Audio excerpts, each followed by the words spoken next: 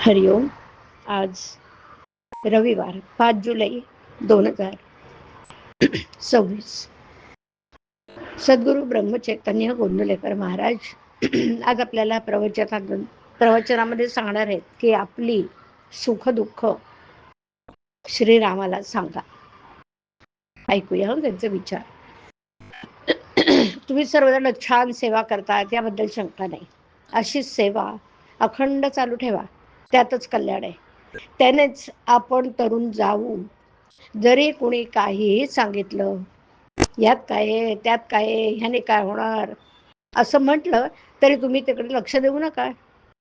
परमेश्वराची सेवा वाढवावी तेवढी थोडीच आहे, तो फार मोठा आहे, अमर्याद आहे. त्याला पाहिला तशीच सेवाही फार मोठी करायला पाहिजे. त्याला पाहण्यासाठी तशी मोठी शक्तीही आपल्याला लागेल. अर्जुनाला श्रीकृष्ण परमात्म्याने दिव्य दृष्टी देऊन दर्शन घडवलं की नाही? ती दिव्य दृष्टी आपल्याजवळ नाही, पण ती मिळवण्याची शक्ती आपल्याजवळ आहे. भक्तीची प्रगती ही खरी शक्ती, आणि त्याकरता अखंड नामस्मरण हे खरं साधन. श्रीराम प्रभू आपल्या घरातला कोणीतरी आहे याबद्दल खात्री बाळगा. त्याला तुम्ही आपली सुखदुःख सांगा. दिवसाकाठी एकदा तरी रामापुढे उभं राहून त्याला अनन्य भावाने शरण जा. दिवस आनंदात जाईल आणि तुमचं दुःख पण दूर होईल. आपलं ज्ञान, शक्ती, वैभव, सत्ता त्याच्यापुढे काहीच नाही. तेव्हा या सर्वाचा विसर पाडून त्याला शरण जा आणि त्याच्याजवळ प्रेम मागा. देवा, आम्ही जे तुझे दर्शन घेतो ते सर्व बाह्य स्वरूपाचे. तुझं आम्हाला खरं दर्शन घडव. आम्ही अवगुण संपन्न असू, तुझे दर्शन व्हावे एवढी सेवा आमच्याजवळ नाही, परंतु तू आता आम्हाला क्षमा कर. यापुढे देवा कितीही संकट येवोत, आमच्या प्रारब्धाचे भोग आम्ही तुझ्या नामात आनंदाने भोगू. जे काही व्हायचं असेल ते होऊ दे.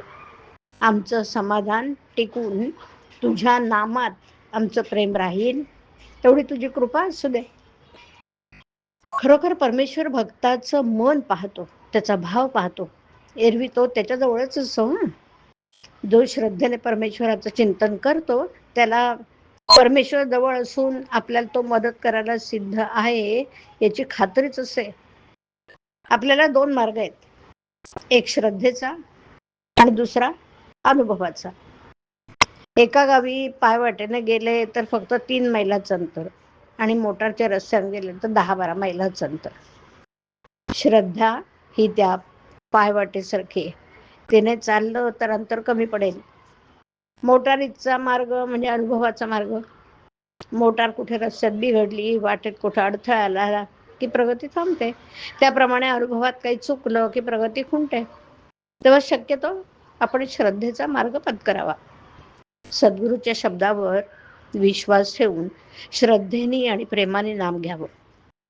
भगवंताचं नाम सिद्ध करून देणं हा संतांचा जगावर सर्वात मोठा उपकार आहे. हरिओम. हरिओम तत्सत. हरिओम.